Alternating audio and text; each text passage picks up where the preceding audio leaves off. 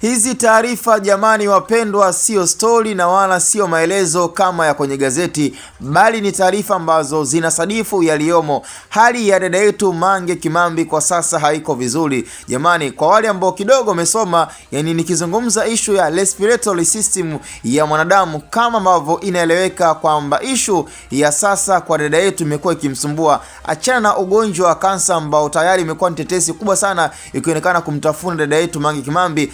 Lakini changamoto nyingine ambayo kwa sasa imeshaonekana kuwa ndo tatizo kubwa, ama kama ni chanzo cha kifo cha Mange, basi kinaweza kikachangiwa na ishu ya kutoweza kupumua vizuri, ambavyo kwa sasa imeshaonekana pia ndo gumzo kubwa na tatizo kubwa ambalo kwa sasa linamsumbua dada Mange Kimambi. Na hiyo ni taarifa ambayo pia Maria Sarungi anaifahamu vizuri, miongoni mwa watu wa karibu, marafiki wa karibu pia ambao kwa sasa wanatumia ukurasa wake kuweza kuposti vitu vya Mange Kimambi, ambapo imekuwa akitoa taarifa na akizungumza na Watanzania. Ila moja kwa moja ni kwamba Mange jamani hawezi kupumua vizuri, na yote kama unavyofahamu kwamba issue ya respiratory system ambayo ikianza kumsumbua mwanadamu na akawa na changamoto kama hiyo, aidha kama aliwekewa sumu, ama pia sometimes pia kuna hali ya mabadiliko na hali pia ya afya pia kudhorota tu yenyewe automatic. Kwa hiyo yote yanawezekana. Kuna baadhi ya watu wameshaanza kuweka dhana kwamba labda amewekewa sumu,